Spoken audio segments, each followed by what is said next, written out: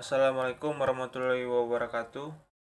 Perkenalkan, nama saya Jones Simatupang, NPM 16118044. Di sini saya akan menjelaskan kembali lembar jawaban UTS pada UTS saya yang kemarin. Oke, langsung saja kita ke nomor 1. Yang pertama itu permasalahan yang sering pada Big Data itu ada 4, yaitu kekurangan tenaga profesional yang memahami analisis Big Data. Yang kedua, ketidakpastian data manajemen landscape. Yang ketiga, mendapat data bervolume menjadi platform big data. Yang keempat, mendapatkan insight penting melalui analisis big data. Yang kedua itu perbedaan analisis dan analitik. Analitik yaitu proses pengumpulan data hasil analisis untuk dipresentasikan, terdiri dari pengumpulan dan pemeriksaan data secara umum dan memiliki satu atau lebih pengguna. Data analisis umumnya bereksplorasi potensi di masa depan, dan dalam melakukan kegiatan analitik ini akan dicari pola dalam mengeksplorasi apa saja yang dapat dilakukan di masa depan. Analisis adalah penelitian yang dilakukan untuk menduga suatu masalah atau lainnya, atau langkah pertama dari sebuah proses perencanaan, pendefinisian data, pemeriksaan, cleaning data, dan transportasi data untuk memberikan hasil yang bermanfaat. Dan satu hal yang terpenting yang membedakan dengan data analitik adalah proses analisis itu dilakukan pada hal-hal yang telah terjadi di masa lalu. Yang ketiga yaitu pendapat big data dengan big information dan big knowledge. Dan dari ketiga ini manakah yang disebut lebih yang utama? Oke, yang pertama itu big data atau fakta deskripsi dunia.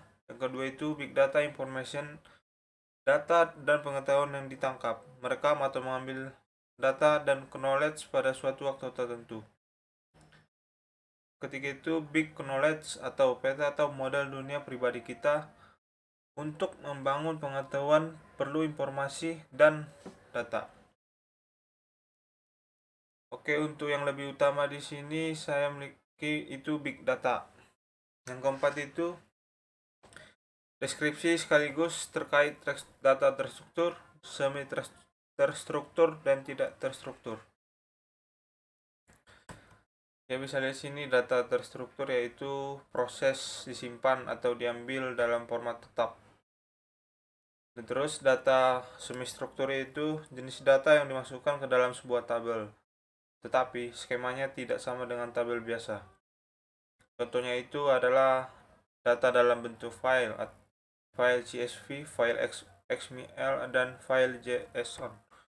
Terus yang terakhir itu data tidak terstruktur, yaitu data dengan bentuk yang tidak dikenal, harus disimpan dengan format khusus karena tidak memiliki terstruktur yang spesifik seperti jenis data struktur. Itu contohnya yaitu seperti data teks berformat foto atau gambar, itu video atau suara.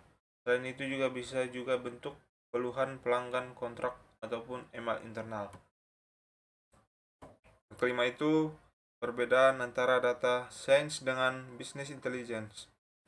Data science yaitu fungsi bisnis yang berfokus pada prediktif statistik, sedangkan business intelligence yaitu merupakan istilah yang mengacu pada sistem, aplikasi, dan teknologi yang digunakan untuk mengumpulkan data dan berbagai sumber yang kemudian diolah untuk ditampilkan dalam bentuk informasi. Yang keenam itu perbedaan data science dengan data engineer. Data scientist yaitu adalah seseorang yang bertanggung jawab membersihkan, memproses, dan mengolah data besar yang sudah dikumpulkan oleh data engineer di suatu perusahaan. Sedangkan data engineer adalah seseorang yang bertanggung jawab atas infrastruktur data yang dimiliki oleh sebuah perusahaan. Terus yaitu skala rinci big data dengan 10V. Yang pertama itu ada volume, yaitu kuantitas dari data yang dikumpulkan, dan data tersimpan ukuran data dalam terabyte. Terus selanjutnya velocity, yaitu dimana tingkat transfer data antara sumber dan tujuan. Variety yaitu berbagai jenis data seperti gambar, video, dan audio. Veracity itu analisis akurat tentang data yang diambil adalah hampir tidak berharga jika tidak akurat. Value yaitu mewakili nilai bisnis untuk diturunkan dari big data. Validity yaitu ketetapan atau akurasi data yang digunakan untuk mengekstrak hasil dalam bentuk informasi. Variability itu di mana data tiba secara konstan dari berbagai sumber dan seberapa efisiennya membedakan antara data yang berisik atau data penting. Selanjutnya itu ada venue, yaitu berbagai sumber melalui platform yang berbeda seperti sistem personali atau iCloud pribadi dan publik. Vocabulary itu seperti model data dan struktur data. Yang vacueness yaitu di mana ketidakjelasan menyangkut kenyataan, menyarankan sedikit atau tidak ada pemikiran tentang mungkin disampaikan masing-masing. Selanjutnya itu saliensi ilustrasi Hadoop FS, yaitu suatu software framework, itu kerangka kerja perangkat lunak open source berbasis di Java di bawah lisensi Apache untuk aplikasi komputasi dasar besar. Kemudian HDFS sangat toleran dan dirancang menggunakan hardware low cost. Menerima job dan program untuk melakukan pengolahan analisis melalui map redundancy, yaitu node penyimpanan metadata di tempat di cluster dan juga replikasi data. Tempat data ditempatkan satu blok di HDFS atau data node adalah yang berukuran 64 MB yang disimpan di HDFS dan memaksimalkan kapasitas penyimpanan di HDFS. Fungsi selanjutnya itu fungsi dari MapReduce, yaitu data yang dimasukkan adalah Apple, Orange Mango, dan Orange Grape, belum kemudian input dan data selanjutnya Apple belum Mango dan Apple belum.